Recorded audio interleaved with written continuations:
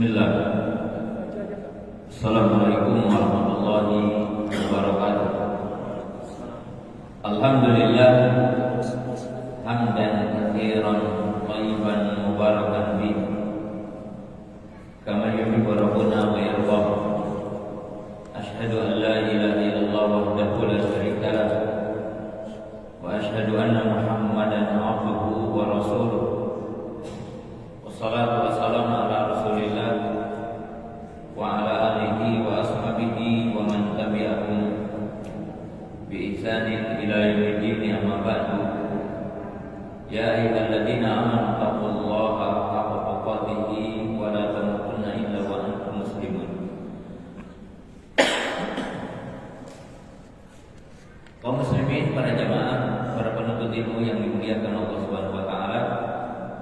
Pertama, marilah kita untuk senantiasa bersyukur kepada Allah Subhanahu wa taala yang senantiasa menganugerahkan kepada kita banyak nikmat, terutama nikmat iman, nikmat Islam, nikmat kita berada di atas sunnah Rasulullah sallallahu alaihi wasallam, dan nikmat sehat, sehingga pada kesempatan sore yang berbahagia ini kita dapat kembali berkumpul di majelis yang mulia ini, di masjid yang mulia ini dalam kajian bulanan.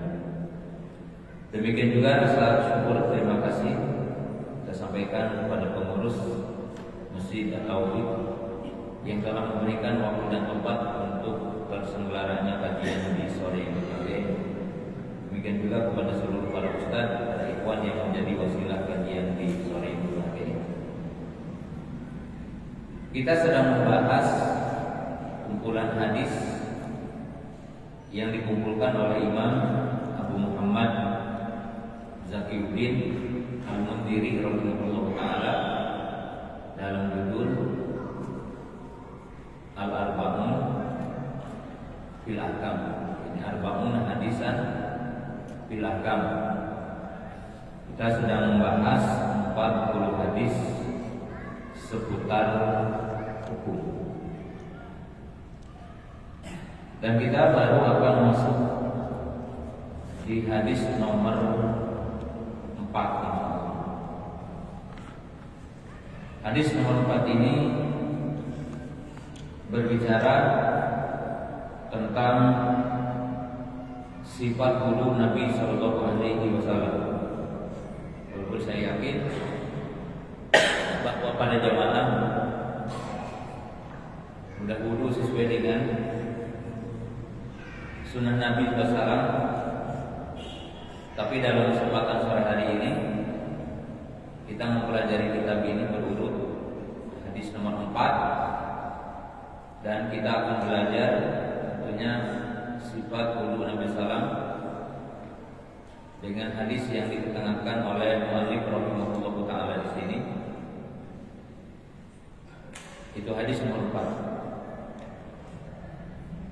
Dan untuk mematangkan ataupun menguatkan dan untuk mendalami lebih dalam tentang sifat wudu Nabi sallallahu alaihi wasallam. Bismillahirrahmanirrahim.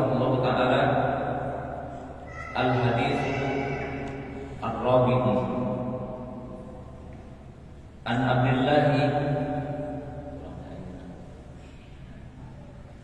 Abdullah ibni Zaid ibni Asim al-Ansari al-Mazini al-Madani al-Ansari. Wa kanat lahu suhbah.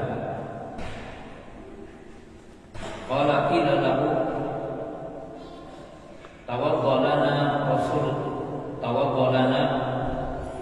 wudu'a Rasulillah sallallahu alaihi wasallam. Fada'a bi ina'in fa'aqfa minhu ala yadayhi wa ghasalahuma thalathan thumma adkhala yadahu fil ina'i fastakhrajaha fatamadmada wastanshaqa min kaffin wahidin wa fa'ala dhalika thalathan thumma adkhala yadahu fil ina'i fastakhrajahu fastakhrajaha wa ghasala wajhahu thalathan thumma adkhala yadahu fil ina'i fastakhrajaha wa ghasala yadayhi ila al-mirfaqaini marratayn thumma adkhala yadahu fil ina'i fastakhrajaha fa masaha bi ra'sihi fa aqbala bi yadayhi wa adbara thumma ghamasa bi sababatayhi wa ibhamaini fil ina'i fa masaha udunayhi dhahiruhuma wa batinuhuma thumma ghasala rijlaihi ila al-ka'bayn thumma qala hakadha kana wudu'u Rasulullah sallallahu alaihi wasallam. Kaum muslimin jamaah yang dimuliakan Allah Subhanahu wa taala, hadis yang keempat itu hadis Abdullah bin Zaid radhiyallahu ta'ala anhu. Itu hadis yang menjelaskan tentang sifat kaifiyah, tata cara wudunya baginda Nabi sallallahu alaihi wasallam dengan secara terperinci. Nah, sebelum kita menjelaskan isi hadis, dari hadis Abdullah bin Zaid radhiyallahu ta'ala yang berbicara tentang sifat wudu, kita akan berkenalan dulu dengan Abdullah ibnu Zaid, sahabat yang bernama Abdullah ibnu Zaid. Itu ada dua sahabat terkenal, dan kita jangan salah. Jadi nama Abdullah bin Zaid itu ada dua sahabat. Dua sahabat ini punya kisah yang sangat agung, tapi kisah yang berbeda. Dan jangan salah dalam mengkisahkan dua sahabat ini. Di sini Abdullah ibnu Zaid ibnu Asim ibnu Amr Al-Mazini Al-Madani Al-Ansari, yaitu Abdullah bin Zaid dari kabilah Al-Mazini dari Madinah. Beliau dari kelompok Ansar, karena para sahabat kan ada sahabat Muhajir, ada sahabat Ansar. Nah, Abdullah bin Zaid ini Al-Ansari, orang Ansar. Itu sahabat-sahabat yang memberikan dukungan, suaka politik, tempat tinggal kepada sejumlah para sahabat yang berhijrah dari Mekah, memberikan tempat dan dukungan kepada Nabi SAW dan para sahabat yang berhijrah dari kota Mekah. Dan Allah Subhanahu wa taala memberikan pujian kepada Muhajir secara khusus, dan Allah Subhanahu wa taala memberikan pujian kepada orang Ansar secara khusus. Terkadang Allah Subhanahu wa taala menyebutkannya dalam Quran dengan bersamaan, Muhajir dan Ansar. Contohnya disebutkan dalam surah At-Taubah pada ayat 100. Allah berfirman, "Was-sabiquna al-awwaluna minal muhajirina wal ansar walladzina tabauhum bi ihsan radhiyallahu anhum wa radu an." Jadi Allah Subhanahu wa taala memberikan pujian pada surah At-Taubah di ayat 100 kepada Muhajir dan Ansar. Jadi sama-sama Allah ridho kepada mereka. Allah ridho kepada Muhajir dan Allah ridho kepada orang-orang Ansar. Tapi dalam ayat yang lain Allah Subhanahu wa taala memberikan pujian secara terpisah muhajir saja dan ansor saja. Contoh, Allah Subhanahu wa taala memberikan pujian kepada orang-orang muhajir terpisah dari pujian untuk orang ansor dalam surah Al-Hasyr. Itu pada ayat 8-nya untuk orang muhajir, pada ayat yang ke-8 malah pada ayat yang ke-8 untuk orang-orang muhajir, pada ayat yang ke-9 untuk orang-orang ansor. Yaitu Allah berfirman, lil fuqara'il muhajirin alladziina ukhriju min diyarihim wa amwalihim yabtaguna fadlan minallahi wa ridwana wa yansuruna Allaha wa rasulahu ulaika humus shadiqun. Itu untuk orang muhajir. Untuk orang ansornya di ayat yang ke-9-nya, walladzina tabawwa'ud dara wal imana min qablihim yuhibbuna man hajara ilaihim wa la yajiduna fi sudurihim hajatan mimma utu wa yu'thiruna ala anfusihim walau kana bihim khasasah wa may yuqashuha nafsihi wa ulaika humul muflihun. Jadi yang pertama, pujian Allah kepada orang muhajir. Lil fuqara'il muhajirin, ini orang-orang fakir dari kaum muhajir. Alladzina ukhriju min diyarihim wa amwalihim, yang mereka terusir dari tempat tinggal mereka, yaitu dari Mekah, terusir, dan mereka pun meninggalkan harta-harta mereka. Jadi hijrah ke Madinah tanpa membawa harta benda. Jadi tidak sempat menjual ladangnya, tidak menjual apa-apa, pergi ke Madinah itu tidak membawa apa-apa. Lalu apa pergi ke Madinahnya? Pergi ke Madinah bukan tujuan dunia, bukan tujuan untuk mencari kerja, tapi Allah Subhanahu wa taala menyebutkan yabtaguna fadlan minallahi wa ridwana. Mereka pergi ke Madinah untuk mengharapkan keridhaan Allah.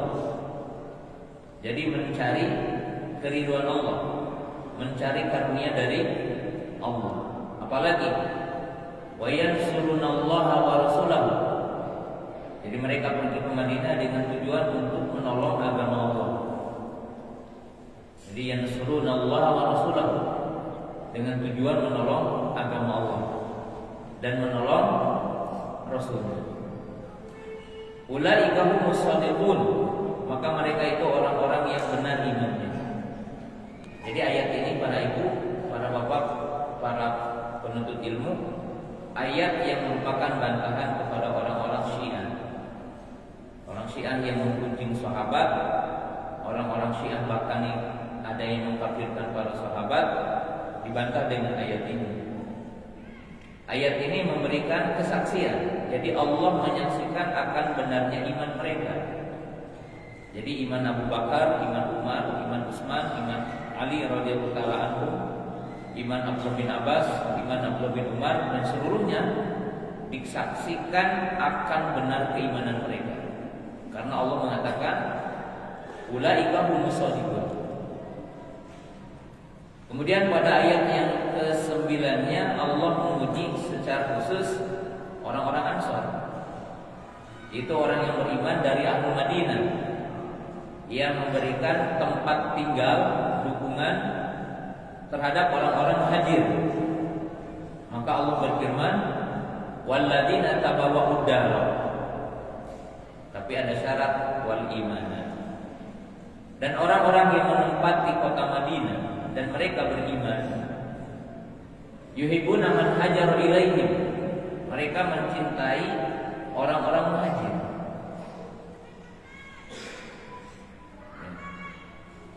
Jadi mereka mencintai orang-orang yang berhijrah kepada mereka.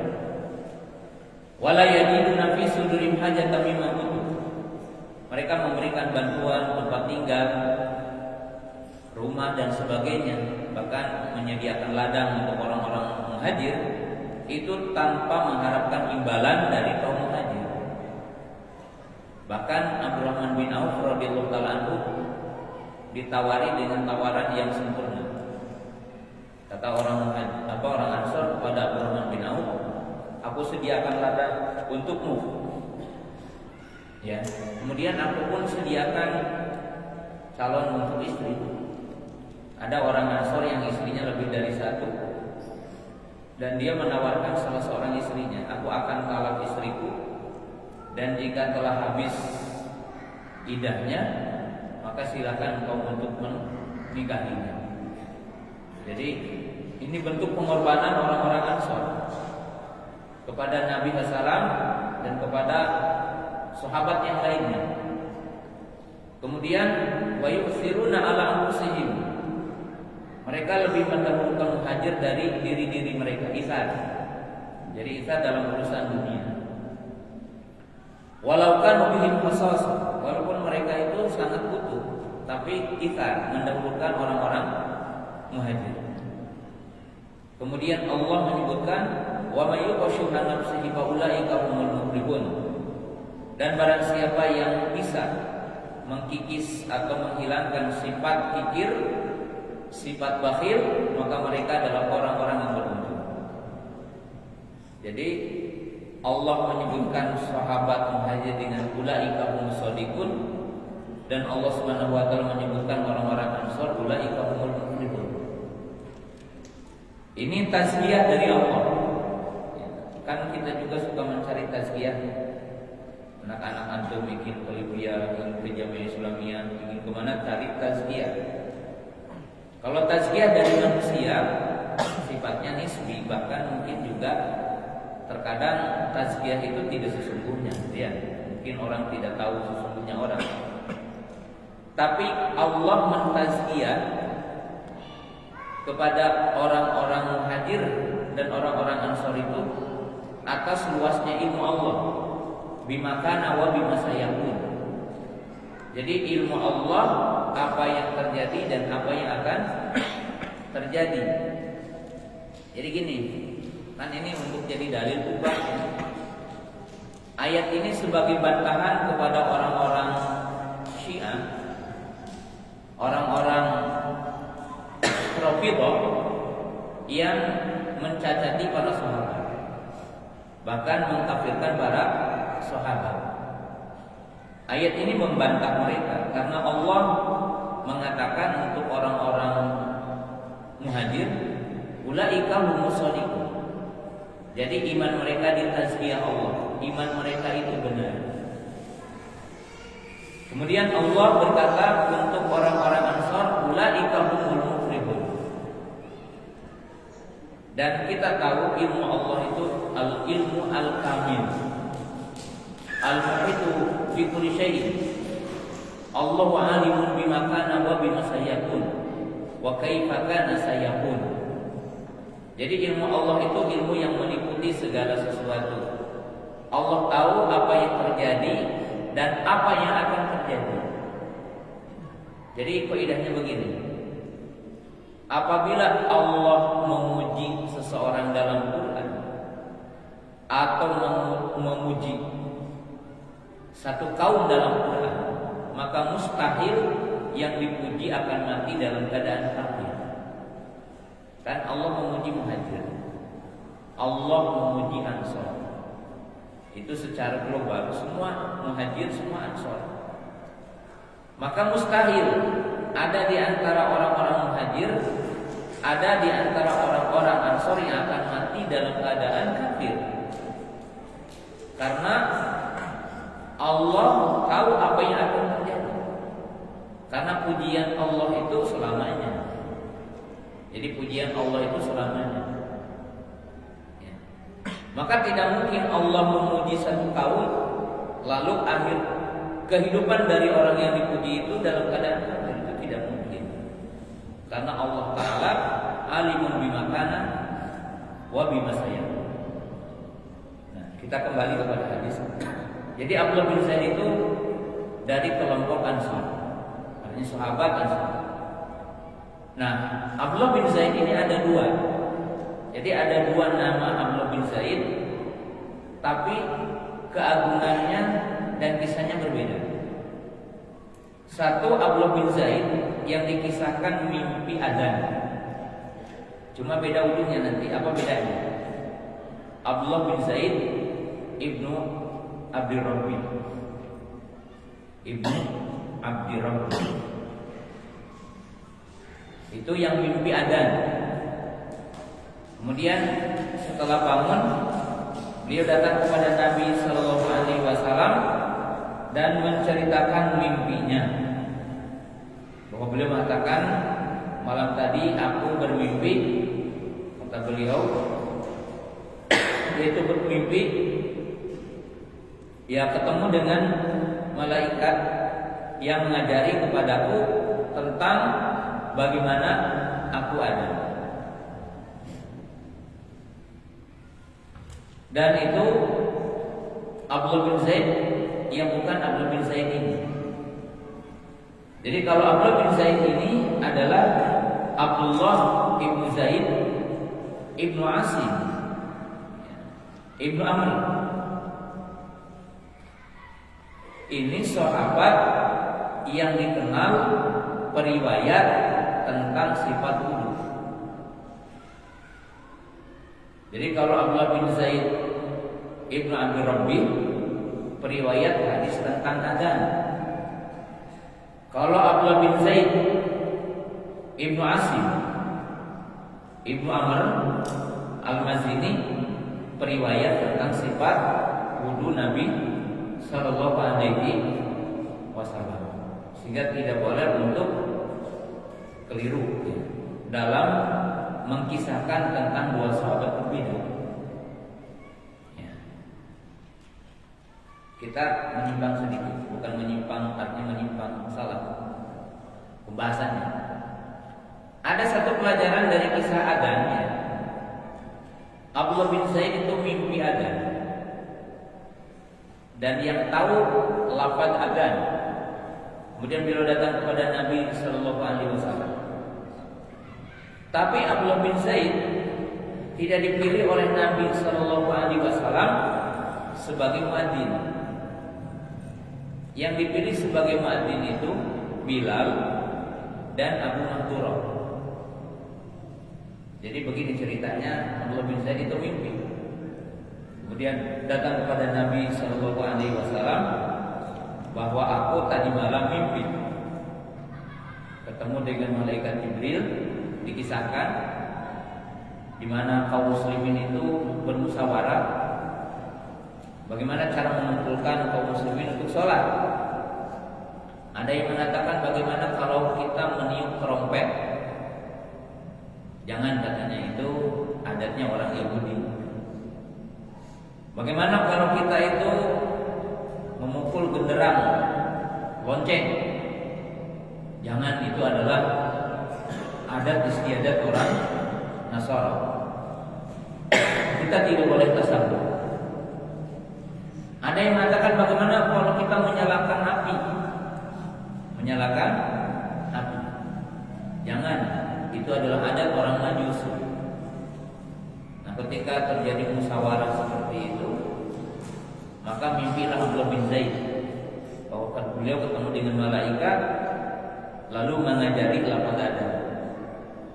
Dan yang diajarkan oleh malaikat kepada Abdullah bin Zaid tentang lafaz adzan itu yaitu lafaz adzan yang jumlahnya 15 yang paling ma'ruf kita kenal hari ini, dan jumlah lafaz adzan yang jumlahnya adalah 19 tapi jarang dipakai di kita ya.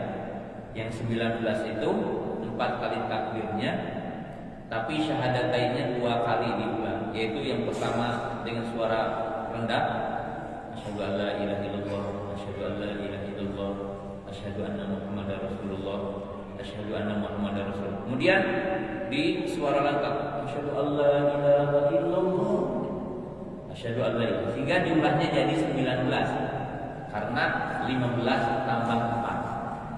Dan itu sunnah, cuma jarang dikumandangkan hari ini, khususnya kita di Indonesia. Nah, ternyata Nabi Hasan mengatakan itu benar-benar mimpi yang hak. Artinya mimpi yang hak. Kemudian kata Nabi Hasan, ajarkan mimpi adzanmu itu kepada Abu Mahdzurah. Kenapa Abu Mahdzurah?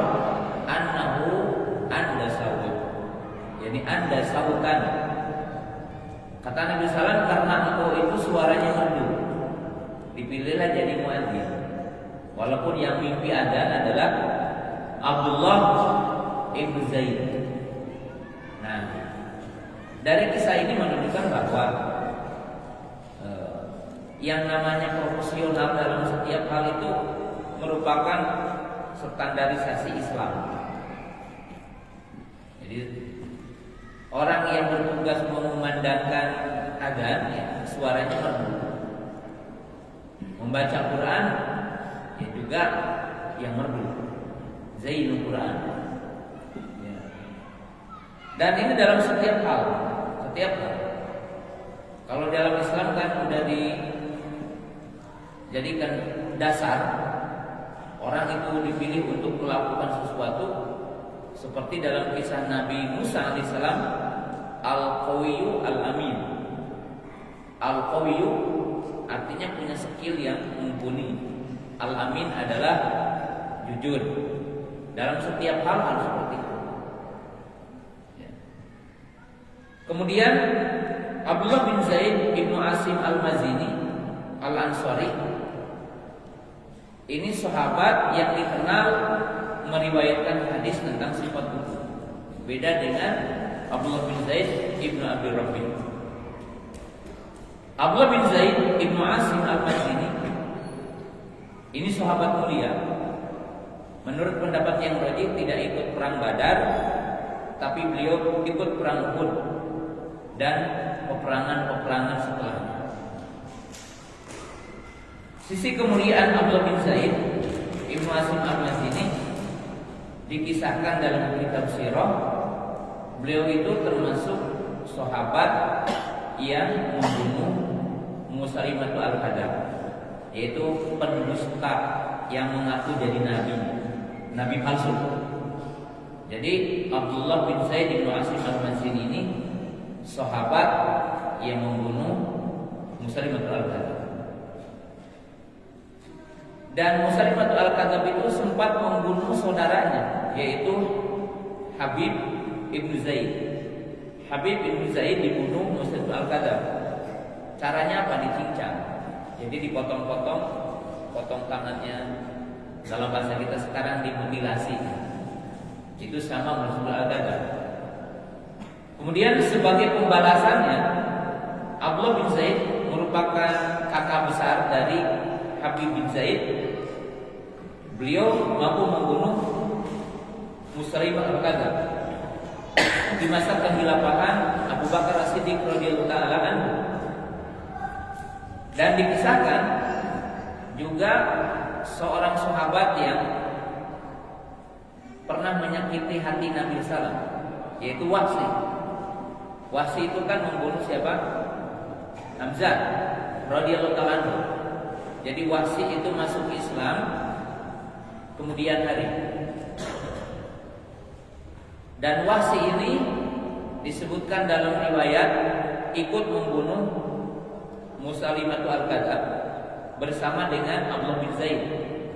Disebutkan dari riwayat bahwa beliau dengan tombaknya dan Abdullah bin Zaid itu dengan pedangnya. Jadi termasuk yang membunuh nabi palsu. Dan ini kelebihan Abdullah ibnu Zaid al-Mazini radhiyallahu ta'ala anhu. Nah, kita sekarang masuk pada hadis. Di dalam hadis ini dikatakan wa kanat lahu suhbah. Artinya di sini dikatakan beliau adalah punya, artinya sebagai sahabat. Qala qilala. Artinya di sini ada orang, tidak disebutkan namanya. Ya, dalam hadis ini ya. Tawadhalana wudu'a Rasulullah sallallahu alaihi wasallam. Ada orang datang kepada beliau, wahai Abdullah bin Zaid, coba pertontonkan kepada kami wudu Nabi Shallallahu Alaihi Wasallam. Jadi ada orang yang meminta mempraktekkan wudu Nabi Shallallahu Alaihi Wasallam.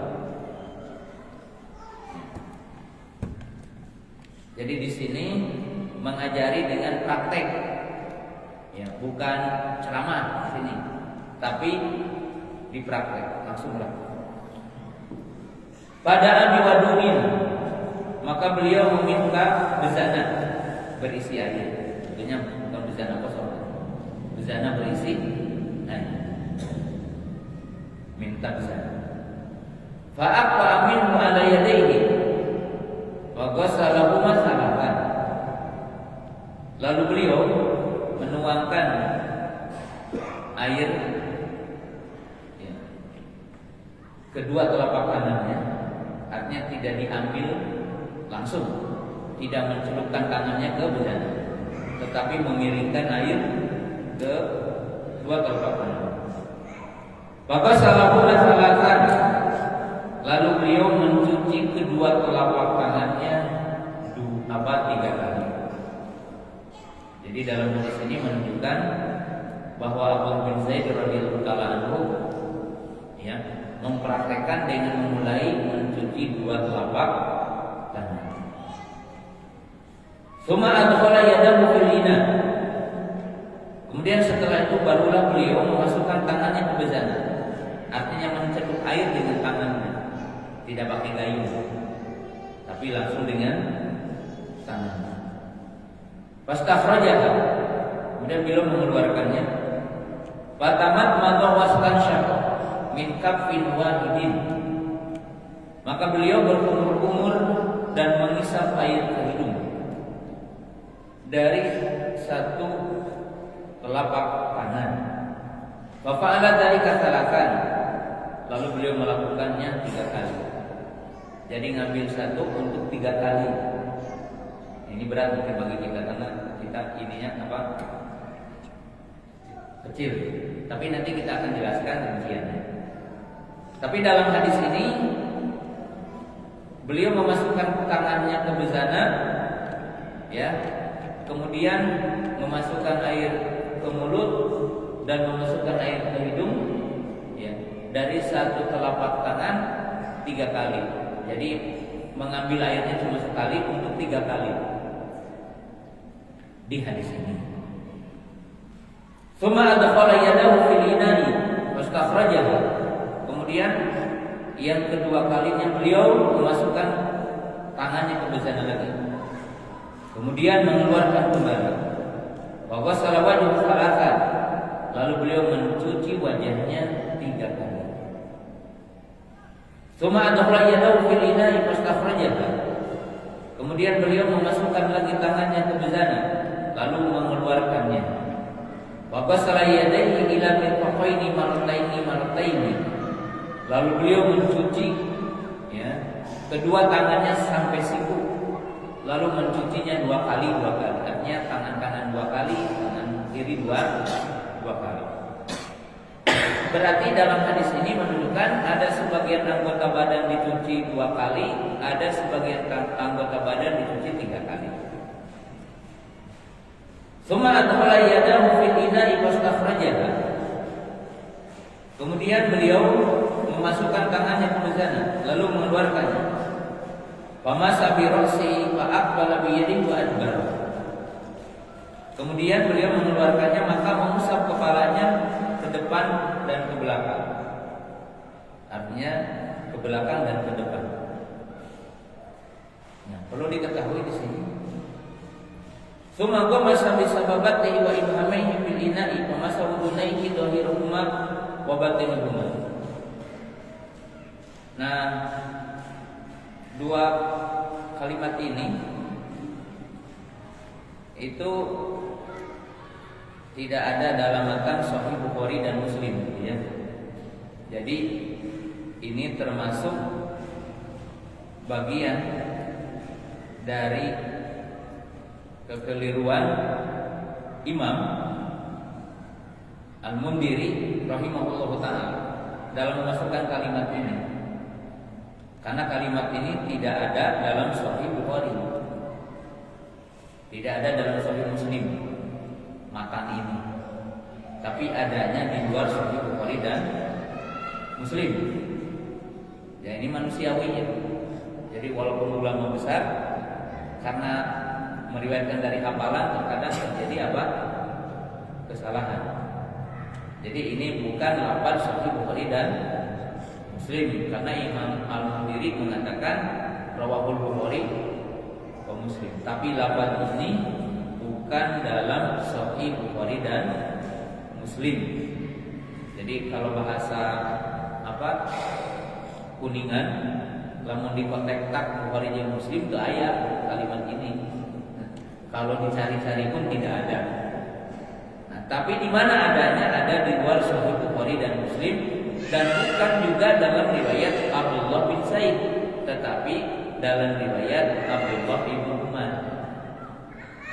Jadi dalam riwayat Abdullah bin Umar, bukan dalam riwayat Abdullah bin Zaid radhiyallahu taala anhu. Ya. Jadi menunjukkan tidak ada ulama yang langsung, ya. Sehingga kita tidak boleh taklid buta kepada individu ulama. Ya, karena tidak ada ulama yang langsung, termasuk ada kesalahan dari sisi meriwayatkan hadis ini. Itu yang perlu kita pahami di sini. Ya. Maka matan yang sahih yaitu ada kalimat pamasa bi ra'si fa aqbala bi yadayhi wa adbar. Itu.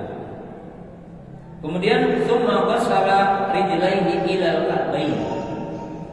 Kemudian beliau mencuci kedua kakinya sampai mata kakinya. Tsumma qala hakadha kana wudu Rasulullah sallallahu alaihi wasallam. Kemudian setelah berwudu beliau mengatakan, demikianlah wudu baginda Rasulullah sallallahu alaihi wasallam. Nah, sekarang kita akan merinci hadis ini. Pertama kita mengetahui tadi Abdullah ibnu Zaid ibnu Asim Al-Mazini Al-Ansari Al-Madani, itu sahabat yang termasuk lengkap meriwayatkan sifat wudu Nabi sallallahu alaihi wasallam. Beliau punya kisah yang sangat agung tadi, membunuh seorang pendusta, membunuh bagian dari Dajjal, karena disebutkan ya, yang mengklaim jadi nabi itu termasuk bagian dari Dajjal, tapi bukan Dajjal yang disifati dengan sifat yang khusus dalam hadis. Karena Nabi SAW mengatakan, sayati ala ummati salasuna dajjaluna kadzabuna kulluhum yadamuna nubuwah. Kata Nabi SAW, akan muncul di antara umatku itu 30 apa katanya? Dajjal, ya. Kemudian kadzab, pendusta. Mereka mengklaim semuanya jadi semuanya jadi nabi. Ya. Dan kata-kata salasun apakah 30 dalam arti 30 itu pas 30 atau menunjukkan banyak. Ya. Dan tentunya yang menjadi orang-orang yang mengklaim jadi nabi itu banyak. Ya, di zaman itu di antaranya Musailamah al-Kadzdzab, Al-Unsi saja. Itu di zaman Abu Bakar As-Siddiq radhiyallahu ta'ala yang mengaku jadi nabi palsu. Ya, kemudian Mirza Ghulam Ahmad, ya sampai kalau di Jawa Barat ya ada nabi palsu namanya Cecep gitu. Karena orang Sunda nabi palsunya bukan Ahmad atau Muhammad ya. Enggak ada ke Arab-Araban, nabi palsunya juga Cecep. Dan itu dikatakan Dajjal, kadzab. Tapi bukan yang dimaksud Dajjal yang merupakan ciri hari kiamat kubra yang bertuliskan di keningnya kafaroh gitu ya, yang gempal, pendek, keriting gitu kan ya, disebutkan sifat-sifatnya oleh Nabi SAW. Tetapi yang menyerupai dari sifat Dajjal, karena Dajjal itu kadzab, yaitu pendusta. Nah, beliau termasuk yang membunuh Musailamah al-Kadzdzab, kolaborasi bersama-sama dengan Wahsy. Wahsy ini yang pernah menyakiti hati Nabi SAW karena membunuh siapa? Hamzah. sehingga seolah-olah beliau melakukan banyak penebusan dosa ya, termasuk di sini adalah membunuh pendusta. Kemudian kaum muslimin jamaah yang dirahmati Allah Subhanahu wa taala. Ya. Kita ambil satu pelajaran di sini. Ilalah tawadhalana berdoa Rasulullah sallallahu alaihi wasallam pada aminani. Dalam hadis ini menunjukkan sahabat atau mungkin tabi'in di sini itu sangat ingin tahu bagaimana wudu Nabi SAW. Lalu meminta untuk dipraktekkan bagaimana wudu Nabi Sallallahu Alaihi Wasallam. Dan di sini menunjukkan kata para ahli, ya, termasuk ya ulama tarbiyah, bahwa at-tarbiyah bil qudwah, at-tarbiyah bil fi'li aula min at-tarbiyah bil qawli wal lisan. Pendidikan dengan suri tauladan dan pendidikan dengan perbuatan itu lebih mengena dan lebih cepat ketimbang pendidikan hanya dengan lisan. Jadi belajar itu ya atau mengajar itu tidak selamanya kita dengan lisan, tidak selamanya dengan omongan, tapi perlu dengan praktek. Jadi perlu dengan praktek. Bahkan dalam sejumlah ilmu dunia pun kan sangat sulit. Orang berbicara tentang konsep-konsep lewat tulisan. Seperti orang belajar tentang konsep kelistrikan, belajar aja terus lewat tulisan. Orang belajar tentang praktek mesin, tapi tidak pernah ada praktek, itu kan susah. Ya orang yang belajar dengan praktek itu kan lebih mudah. Nah kalau kita belajar fikih lewat lisan saja, kadang-kadang untuk satu macam bahasan juga lama gitu ya. Tapi kalau dipraktekkan kan 5 menit juga cukup kita mempraktekkan wudu. Tapi kalau berbicara tentang hukumnya wajib atau mustahab itu kan lebih lama. Tapi kalau mempraktekkan demikian wudunya Nabi SAW itu akan lebih cepat. Ini yang pertama. Jadi para ibu yang dimuliakan Allah Subhanahu wa taala, mengajari anak, terutama anak kecil dengan praktek itu lebih cepat. Nah, saya ingin menyebutkan bagian penting di sini. Di MGI, di Media Gema Islam TV, itu ada Assalamualaikum Ustaz tiap malam Rabu. Bisa ibu-ibu, bapak-bapak mungkin bertanya hukum, insya Allah malam Rabu. Saya ditanya dengan satu pertanyaan dari beberapa teman kita yang ada di daerah. Pertanyaan begini, Ustaz, bagaimana ya jalan keluar bagi kami? Kenapa? Saya berada di tempat yang tidak begitu mendukung. Ya, sekolah jauh dari kesempurnaan Islam. Di sekolah mungkin diajarkan, bahkan diajarkan banyak yang bertentangan dengan Islam. Apa solusinya? Saya bilang gini, yang paling gampang Ustaz menjawab, ya antum pindah aja cari tempat yang bisa menjadi solusi. Tapi jawaban ini bukan jawaban yang bisa memenuhi banyak orang ya. Karena kita dari Sabang sampai Merauke, hidup kita juga berbeda-beda. Kalau antum ditakdirkan dapat kerja di tempat yang mungkin tidak seperti di ruang lingkup yang di situ ahli sunnah, kemudian banyak sekolah, ada di tempat jauh. Itu kan tidak sederhana mungkin bisa melaksanakan nasihat pertama, kemudian kita pindah, kemudian meninggalkan kerja. Tapi saya menjawab, mungkin jawaban yang kedua lebih tepat untuk bisa diamalkan setiap orang. Apa jawabannya?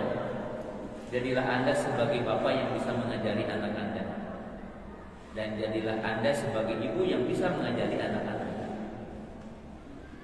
Artinya, kalau para ibu, para bapak pernah belajar tentang apa itu tauhid, apa itu makna la ilaha illallah, apa itu tauhid rububiyah, apa itu tauhid uluhiyah, apa itu tauhid asma wa sifat. Ya, terlepas mungkin anak kita sekolah di sekolah-sekolah yang belajar agamanya cuma 2 pelajaran dalam seminggu, Tapi kan kita bisa ngajarin anak dalam setiap malam, dalam setiap waktu kalau kita udah menjadi. Makanya di kesempatan tadi kami di Ciamis itu baru buka tahfiz akhwat. Ya, silahkan mau daftar di sana dan tidak terlalu mahal, 600.000 per bulan. Belum gratis, tapi bayar gurunya gratis.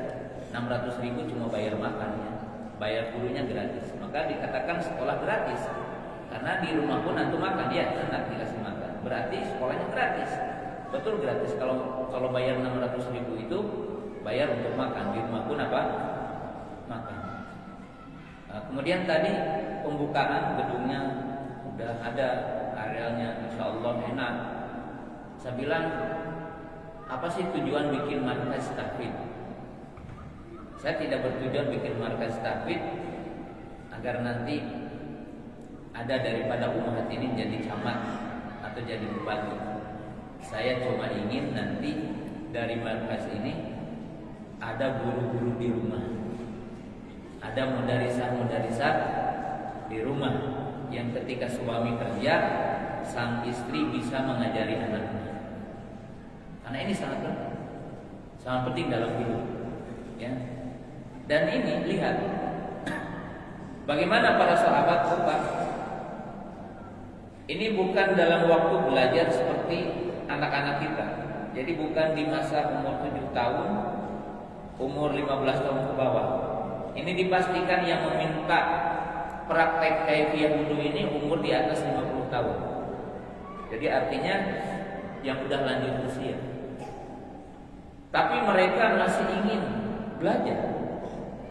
Wahai Abdullah bin Zaid, pertontonkan kepadaku.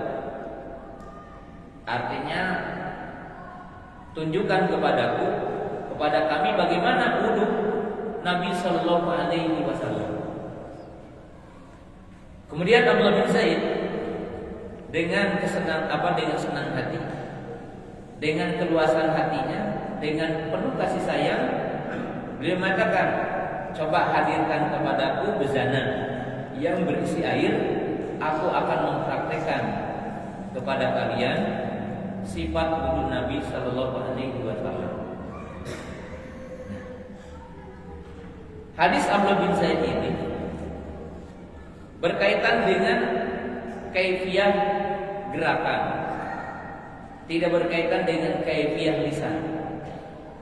Oleh sebab itu tidak ada sifat wudu yang berkaitan dengan lisan, karena di sini adalah berkaitan dengan gerakan. Jadi kalau di sini mana katanya doa sebelum wudu dan doa setelah wudu dalam hadis Abdullah bin Zaid, karena Abdullah bin Zaid itu hanya mempraktekkan kaifiyah dalam bentuk urutan berwudu, tata cara berwudu dalam bentuk perbuatan, bukan dalam bentuk lisan. Pada Abi Inain, maka beliau meminta bezana. Jadi di sini menunjukkan boleh kita meminta bantuan untuk ibadah. Jadi boleh kita meminta bantuan untuk ibadah. Seperti umpamanya kalau ibu minta ke anaknya, "Nak, coba ibu minta mukena," umpamanya dia perempuan gitu. "Coba ibu minta sejadah." Itu boleh meminta bantuan. Ya, meminta bantuan untuk taat kepada Allah. Dan ini termasuk kebaikan. Ya. Di sini meminta bantuan untuk berwudu. Para ulama mengatakan meminta bantuan untuk berwudu ada 3. 2 boleh, 1 hukumnya makruh atau tidak boleh. 1 meminta bantuan untuk dihadirkan air atau dihadirkan sesuatu yang lain. Hukumnya apa? Boleh. Ya. Terutama guru kepada murid atau bapak kepada anak, ibu kepada anak, yang halurah. Yang kedua meminta untuk dituangkan air. Seperti Nabi SAW pernah oleh para sahabat dituangkan air dan Nabi SAW berwudu. Para sahabat yang ngasih air. Boleh. Yang ketiga para ulama makruh itu apa? Illa li dharur, illa lil marid. Yaitu meminta bantuan diwudukan. coba tangan saya cuciin, coba wajah saya cuci. Boleh kalau dalam keadaan darurat, seperti mungkin seseorang yang kena penyakit lumpuh, ya, karena stroke umpamanya, boleh. Ya, apa suaminya diwudukan istrinya diwudukan apa? Suaminya, atau bapaknya diwudukan anaknya, ibunya diwudukan apa? Anaknya, boleh. Karena ini mimba beristi'anah, mimba meminta bantuan. Jadi nanti ya, kalau ada pertanyaan udah ada jawabannya. Jadi kalau orang sakit minta diwudukan boleh enggak? Boleh, ya. Tetapi sesungguhnya kaidahnya harus dengan mahramnya. Kalau bukan dengan mahramnya ya tidak boleh. Kalau bukan dengan mahramnya adalah tidak boleh, karena tidak boleh menyentuh yang bukan mahram. Tapi kalau dengan mahram hukumnya boleh. Pada abinan fa'afa minhu ala yadayhi wa ghasalahu masalatan. Di sini ada dua hukum. Hukum yang pertama, hadis ini menunjukkan bahwa pertama yang dicuci adalah kedua telapak tangan, dan hukumnya mustahab berdasarkan ijma. Jadi mencuci dua telapak tangan sebelum wudu hukumnya sunnah, dan itu ijma. Dan yang dimaksud dengan tangan, kedua telapak tangan, itu batasnya sampai apa? Sampai pergelangan. Jadi sampai pergelangan, itu yang dimaksud dengan tangan apabila dimutlakan. Yang kedua, dalam kalimat ini menunjukkan seyogianya tangan tidak dimasukkan ke bezana sehingga dicuci terlebih dahulu. Jadi ini termasuk adab. Jadi tangan tidak dimasukkan ke bezana sehingga dicuci. Kalau bangun tidur, berdasarkan hadis sebelumnya hukumnya wajib. Jadi kalau kita bangun dari tidur, mencuci dua telapak tangan menurut pendapat Ibnu Roji adalah hukumnya wajib. Karena dalam hadis Abu Hurairah, Nabi SAW mengatakan, "Idza staiqadha ahadukum min naumihi fala yajlis yadahu fil ina'i hatta yaghsilahu salasa marratin." Jadi Nabi SAW mengatakan, barang siapa yang bangun dari tidur, maka janganlah dia memasukkan tangannya ke bezana sehingga ia mencucinya tiga kali. Berarti begini, kalau para ibu para bapak bangun dari tidur, ya, maka jangan sekali-kali memasukkan tangan kita ke bezana sehingga mencucinya berapa? 3 kali. Dan hukumnya menurut pendapat yang Roji adalah wajib. Tapi kalau kita bukan bangun dari tidur, maka mencuci dua telapak tangan sebelumnya adalah hukumnya mustahab, tidak apa? Tidak wajib. Ba'afa minhu ala yadayhi fa ghasalahu masalatan. Maka beliau menuangkan air kedua telapak tangannya lalu mencucinya 3 kali, dan ini hukumnya mustahab. Ya. Hikmahnya tentunya adalah himayatul ma' anin najasat awil qadarah. Ya, tujuan utamanya menjaga air dari sisi najis atau menjaga air dari sisi kotor. Karena mungkin kalau tangan kita udah melakukan banyak aktivitas, maka tangan ini mungkin mengandung hal-hal yang tidak semestinya, artinya hal-hal yang akan mengganggu, ya. Maka Islam mengajari kita untuk mencuci dua tangan ini, ya, sebelum memasukkan ke bezana, dan hukumnya mustahab. Summa adkhala yadahu fil ina'i fastakhrajaha. Kemudian Nabi SAW kemudian Amr bin Zaid memasukkan tangannya ke bezana, kemudian mengeluarkan lagi. Kemudian beliau berkumur-kumur dan menghisap air ke hidung dari satu telapak tangan dan melakukannya 3 kali. Ya. Di sini sebenarnya ada 3, al-madmadatu wal intishaq wal intithar.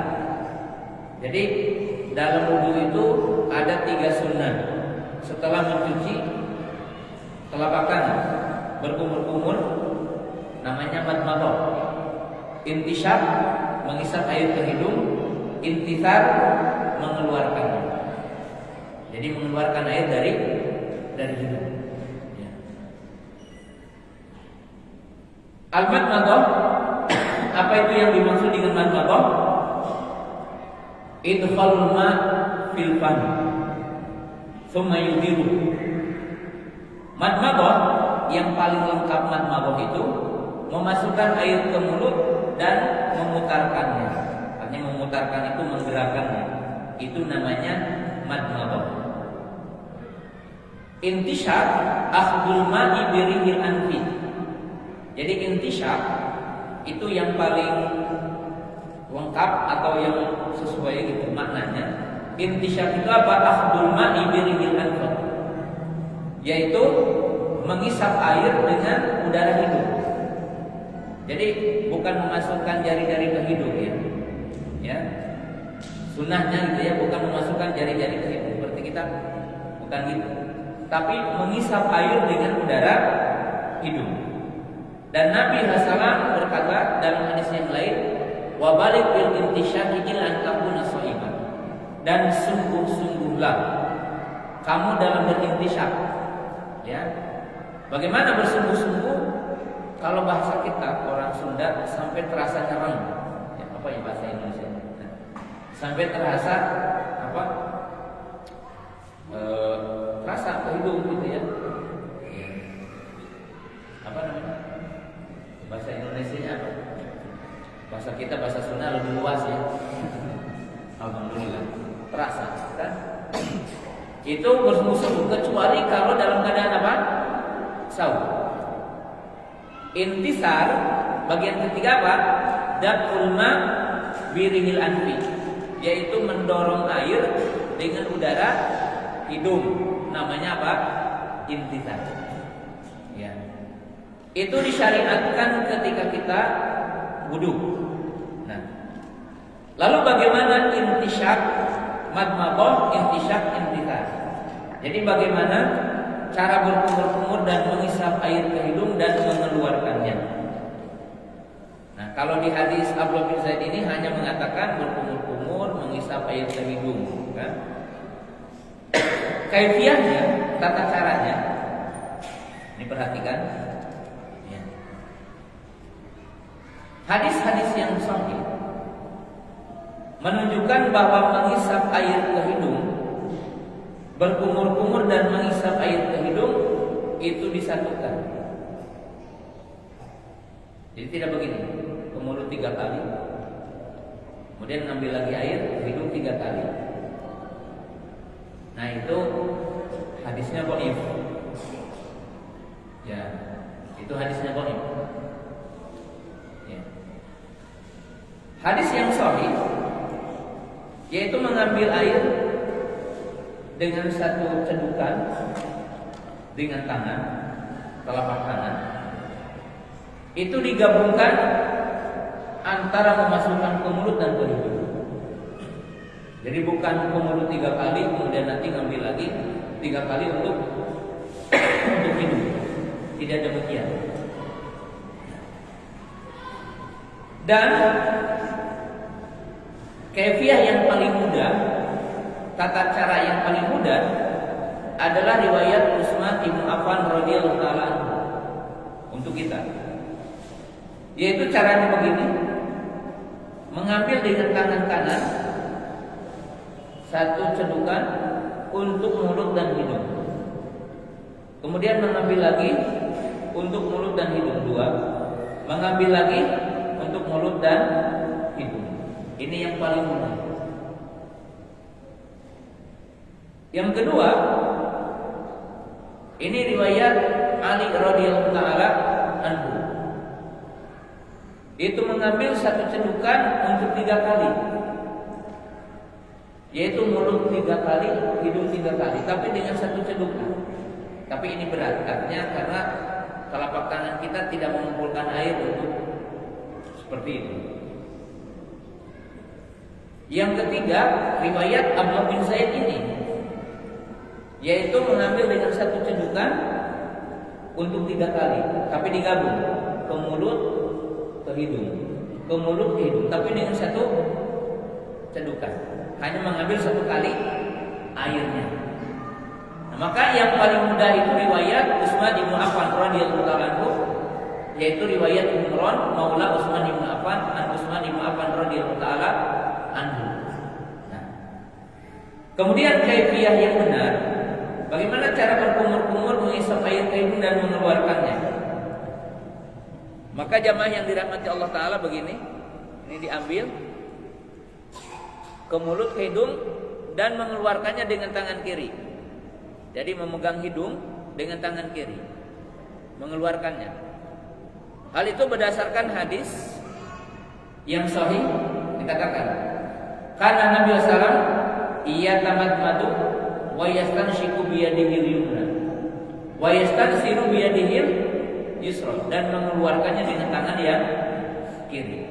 Karena memang adabnya ya, kalau bagian yang baik itu dengan tangan kanan, kalau mengeluarkan kotoran dengan tangan kiri. Jadi ketika memasukkan air ke mulut dan hidung dengan tangan kanan, ketika mengeluarkannya dengan tangan kiri. Ya seperti ya kalau kita ya menerima dengan tangan kanan, kan? Tapi membersihkan kubul dengan dubur dengan tangan kiri. Masuk WC dengan kaki yang kiri, masuk mesin dengan kaki yang kanan. Dan tentunya kanan itu untuk perkara yang baik.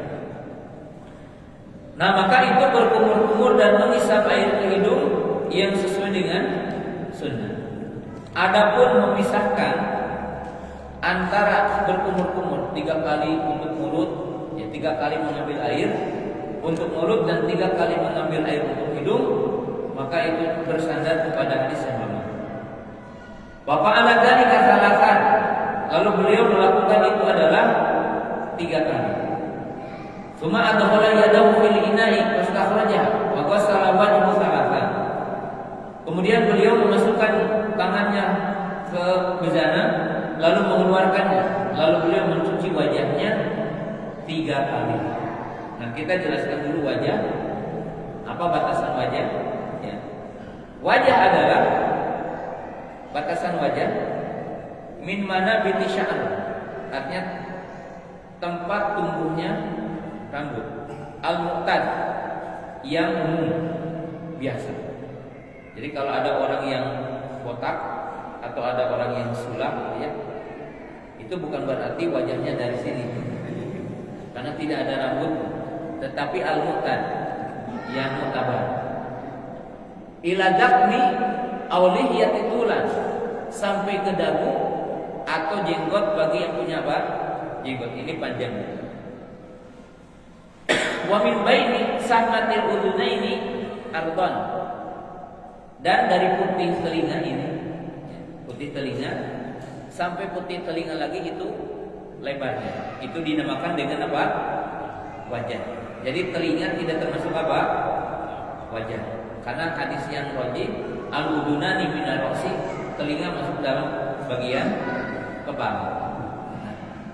Kemudian bagaimana mencuci wajah? Mencuci wajah di dalam hadis ini tidak disebutkan dengan secara jelas. Tapi Imam Bukhari menyebutkan hadis Abdullah bin Abbas bahwa mencuci wajah sunnahnya dengan 2 telapak tangan. Disebutkan dalam hadis bahwa Abdullah bin Abbas akhadha al-ma biyadihi yumna tsumma adhafahu ila yadihi yusra. Kemudian beliau menggabungkan dengan tangan kirinya begini. Jadi mengambil dengan tangan kanan lalu menyatukan dengan tangan kirinya. Faghassala bihima wajahu, lalu mencuci wajahnya dengan 2 telapak tangannya. Jadi sunnahnya mencuci wajah dengan 2 telapak tangan, bukan dengan gini. Jadi mengambil disatukan model begini. Ya. Itu cara mencuci wajah. Dan disunahkan bagi yang memiliki jenggot tahlilul lihyah, yaitu mensela-sela apa? Jenggotnya. Mensela-sela apa? Jenggotnya. Sunnahnya melakukannya 3 kali. Jadi 3 kali adalah sunnah. Yang cukupnya 1 kali, 2 kali itu tambahan, dan 3 kali juga tambahan. Suma adkhala yadahu fil ina'i fastakhrajaha wa ghassala yadayhi ila mirfaqaini marrataini. Kemudian beliau memasukkan lagi tangannya ataupun telapak tangannya ke sana, lalu mengeluarkannya, lalu mencuci dua tangannya sampai siku. Nah, siku adalah dikatakan al-mirfaq, al-admu, an-natiu, bainasab wal adad. Jadi namanya mirfaq itu tulang yang menonjol antara hasta dengan lengan.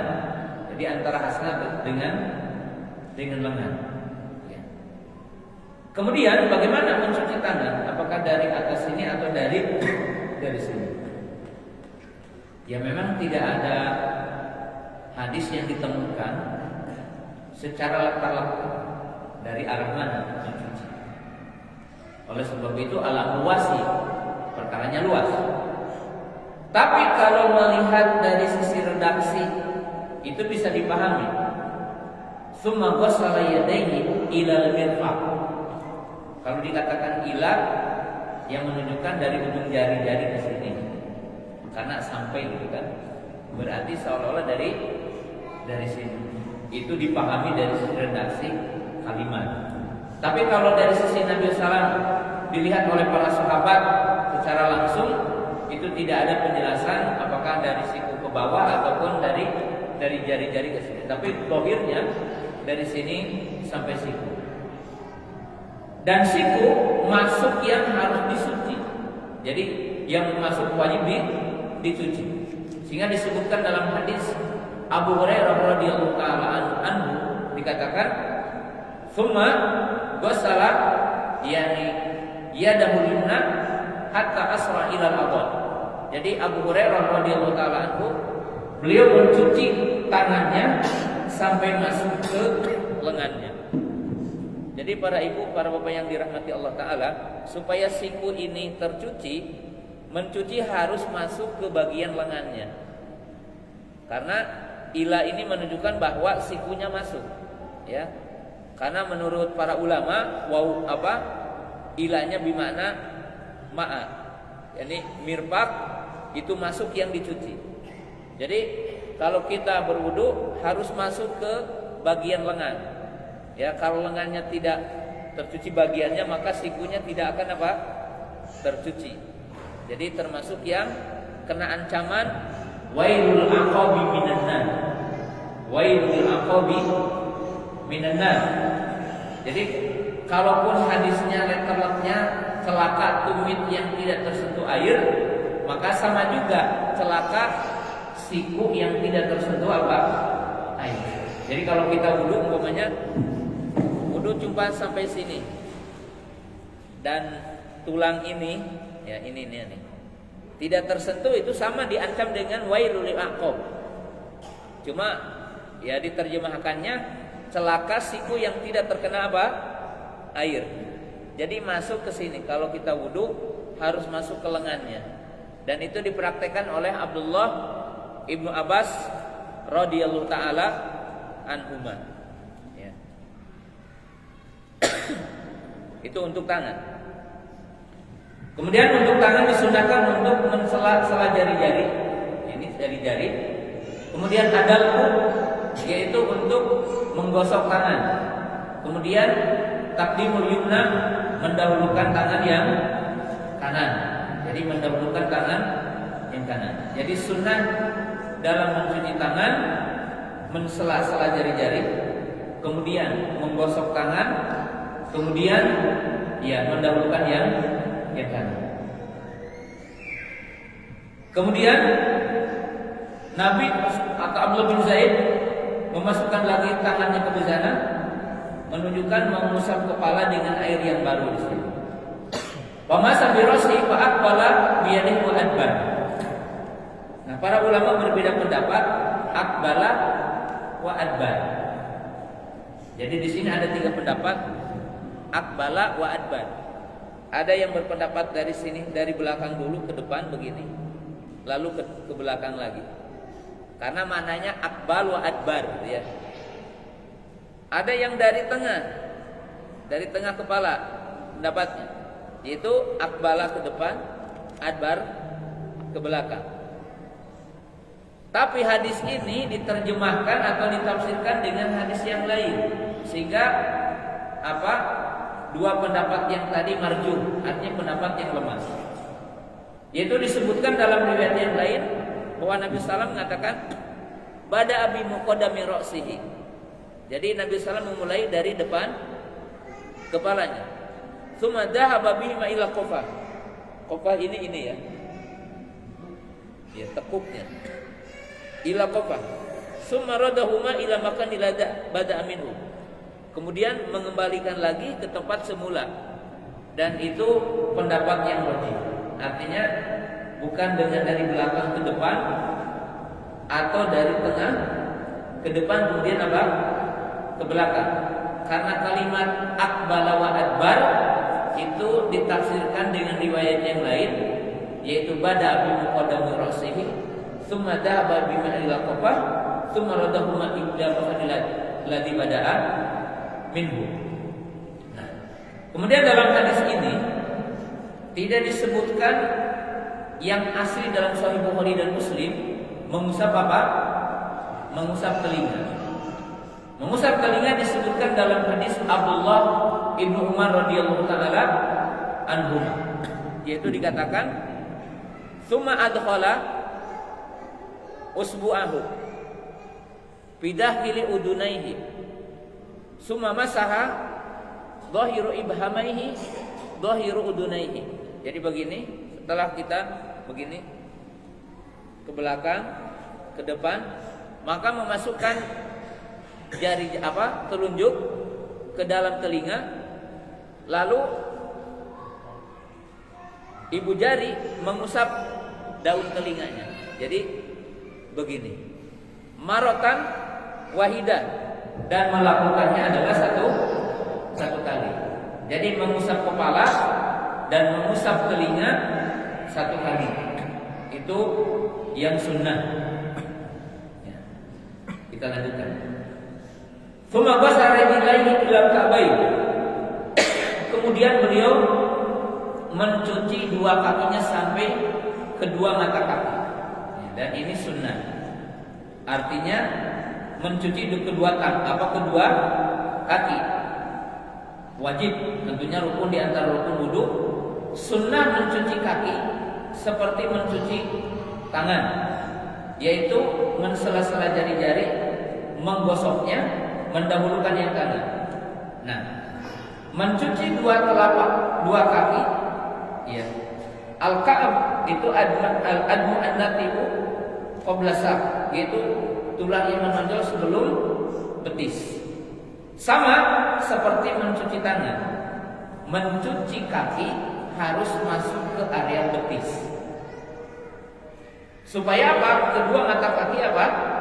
Tercuci dengan benar. Jadi kalau mencuci kaki harus masuk ke area betisnya.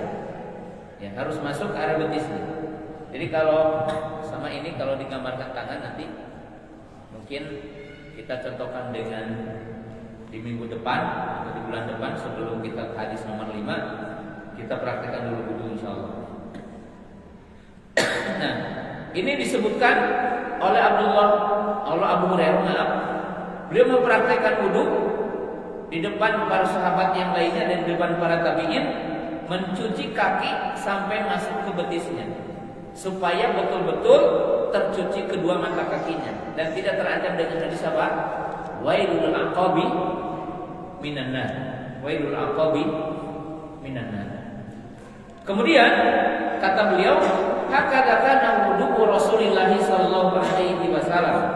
Kata beliau, demikianlah praktek wudu baginda Rasulullah sallallahu alaihi wasallam. Jadi dengan yakin beliau yang pernah melihat wudu Nabi sallam, maka beliau mempraktekkan lalu beliau mengatakan demikianlah wudu baginda Rasulullah sallallahu alaihi wasallam. Jamaah yang dimuliakan Allah Subhanahu wa taala, apa yang tidak ada dalam sunnah Nabi dalam hadis Amr bin Zaid? Ya, yaitu di antara yang tidak ada, yang paling pokok di sini tasmiyah. Ya, kalau niat pasti itu dalam hati. Tapi ada dua yang belum disebutkan apa? Yang paling pokoknya membaca bismillah. Yang kedua membaca doa setelahnya. Baca doa setelahnya apa?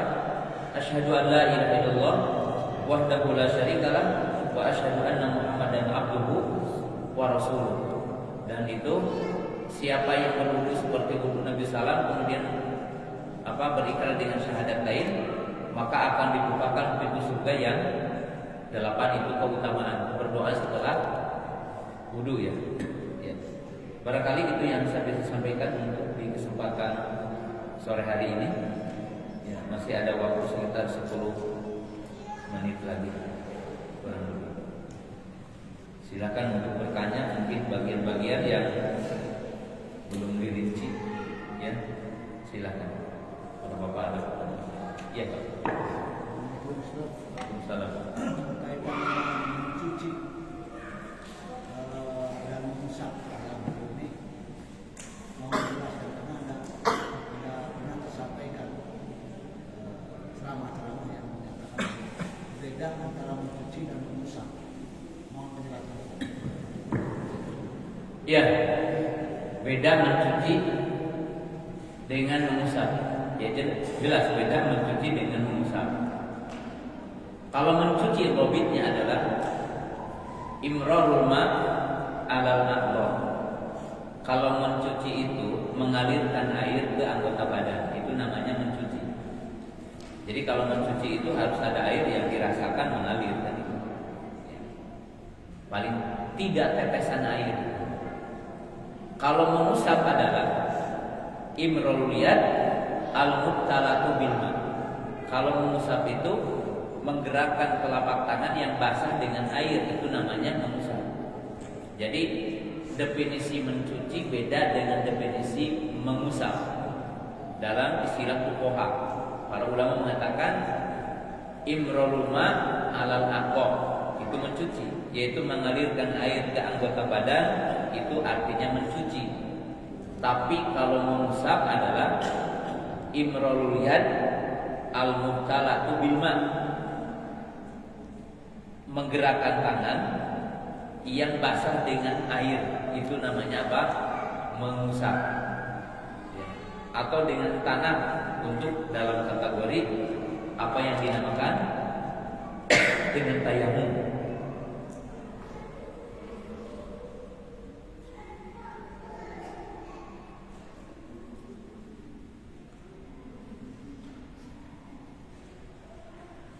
Jika sedang safar, terkadang menjumpai masjid yang tempat wudunya bercampur dengan laki-laki dan perempuan. Boleh sahkan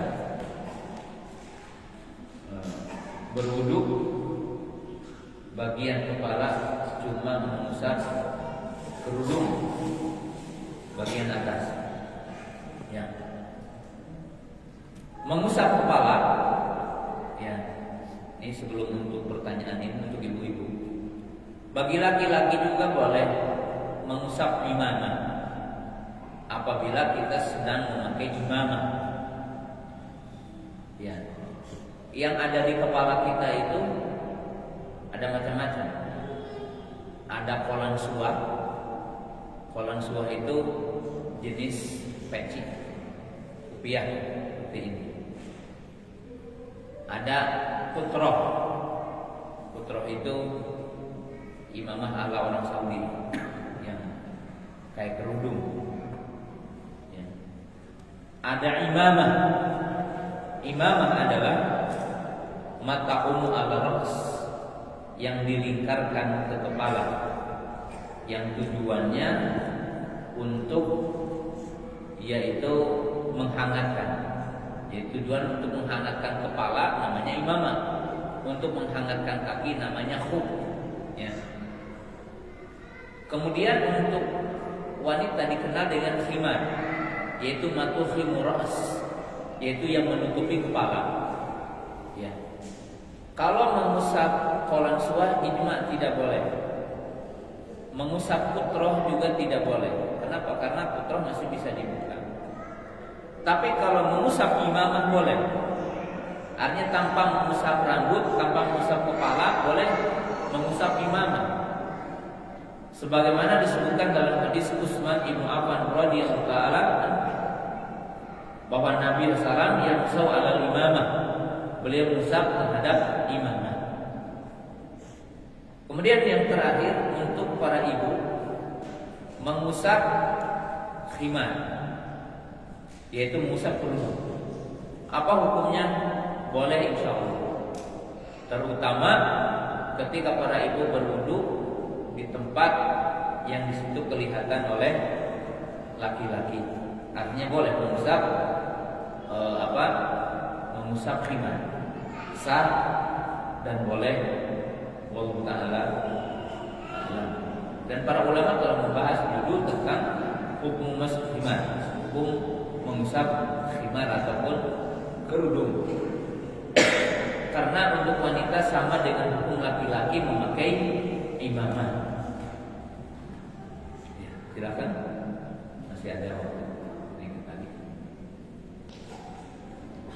Tidak mesti bertanya dulu yang lain. Tidak ada pertanyaan.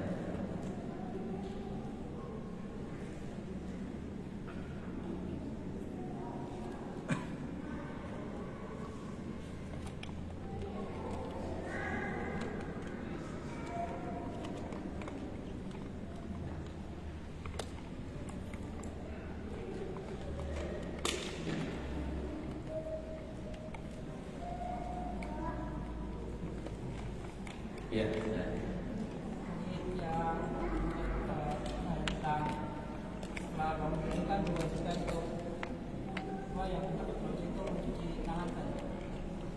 setelah bangun tidur, ya, mencuci tangan yang mendapat wajib. Gimana kalau kita dapat dengan ulama yang menggunakan sama mungkin sering lupaan atau juga kita yang biasa karena kalau wajib kan konsekuensinya itu kan dosa ya. Apabila ditinggalkan, itu bagaimana Ustaz? Iya. Wajibnya mencuci tangan setelah tidur itu kalau kita akan memasukkan kebezanan.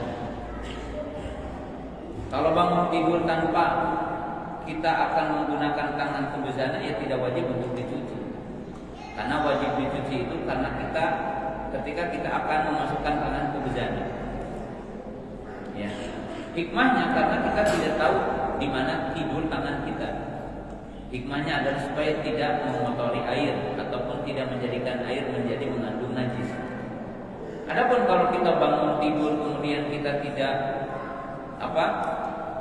akan menggunakan tangan kita untuk mengambil air dari sana, ya tidak wajib hukumnya. Kalau kita akan wudu, ya berarti kan otomatis ya kalau wudunya itu diwudu di keran gitu ya, diwudu di keran itu kan tidak berkaitan dengan mengotori air yang kita akan pakai. Jadi berbeda hukumnya. Yang dimaksud pembahasan wajibnya mencuci tangan setelah tidur itu kalau akan memasukkan kebezanan. Wallahu ta'ala. Satu lagi.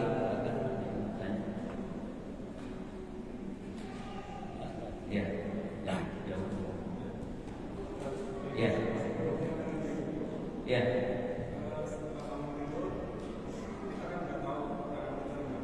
Ya.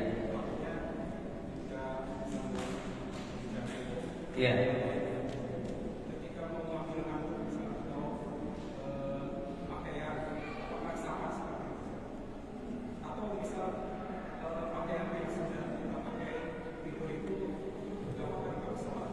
Nggak apa-apa dipakai sholat. Ya, nggak apa-apa dipakai sholat. Jadi tidak berkaitan dengan selain air. Selain air. Ya kalau memegang baju atau yang lainnya, tidak ada perintah dari Nabi Shallallahu Alaihi Wasallam untuk itu, karena hubungannya dengan air. Wallahu ta'ala. Tetapi ya lebih afdal kita mencuci tangan setelah tidur. Tangan setelah tidur sebelum melakukan aktivitas yang lain, seperti kita mengambil makanan, mengambil yang lain, mencuci dua telapak tangan adalah dianjurkan. Dan dalam Islam banyak anjuran untuk mencuci tangannya. Satu, ketika akan makan, ya. Kedua, ketika kita akan mandi junub, itu dianjurkan mencuci tangan. Jadi ada beberapa anjuran mencuci tangan selain dalam berwudu.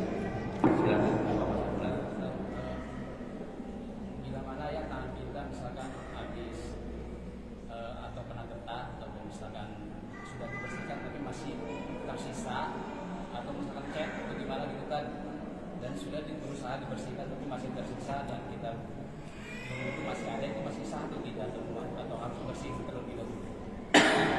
Dia tergantung jenis catnya. Kalau catnya yang tembus air ya tetap tidak mengganggu sahnya wudhu. Tapi kalau dalam arti menghalangi hakikat kulit, penghalang, itu tidak boleh. Ya, saya kira cat tembok cat itu tidak menghalangi air. Jadi tetap hukumnya sah wallahu ta'ala a'lam. Jadi tidak mengganggu sahnya wudhu wallahu ta'ala a'lam. Kaum muslimin jamaah yang dimuliakan Allah Subhanahu wa taala, ya, bahasan kita di sore yang berbahagia ini sampai di sini. Dan selain pelajaran wudhu yang sangat berharga bagi kita, bentuk kesemangatan para sahabat dalam ilmu, ya. Jadi para sahabat itu sangat antusias dalam ilmu, dan yang sangat penting untuk jadi pelajaran bagi kita, catat dengan tinta emas, ilmu